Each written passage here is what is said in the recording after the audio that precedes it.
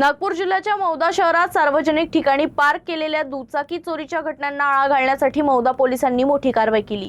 DB पथकाने एका सराईत चोराला अटक करत त्याच्याकडून तब्बल 12 दुचाक्या जप्त केल्या आहेत। जप्त वाहनांची अंदाजे किंमत 5,35,000 रुपये आहे। मौदा शहरात गेल्या काही दिवसांपासून सार्वजनिक ठिकाणी पार्क केलेल्या दुचाकी चोरीला जाण्याच्या घटना वाढल्या होत्या। या घटनांची गंभीर दखल घेत मौदा पोलिसांनी चोरांचा शोध सुरू केला। डीपी पथकाला आरोपीचा तातडीने शोध घेऊन अटक करण्याच्या सूचना देण्यात आल्या होत्या। त्यानुसार पोलिसांनी तपास करत प्रवेश कंगाले याला अटक केली। चौकशीत आरोपीकडून मौदा पोलीस ठाण्याच्या हद्दीसह नागपूर शहर आणि भंडारा जिल्ह्यातून चोरीस गेलेल्या तब्बल 12 दुचाक्या जप्त करण्यात आल्या।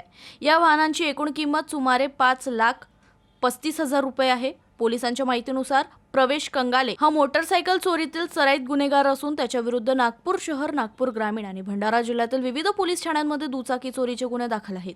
ही कारवाई डीबी पथकाने केली। या कारवाईमुळे मौदा शहरातील मोटरसायकल चोरीच्या घटनांना आळा बसण्यास मदत होणार असल्याचं पोलिसांकडून सांगण्यात आलं आहे।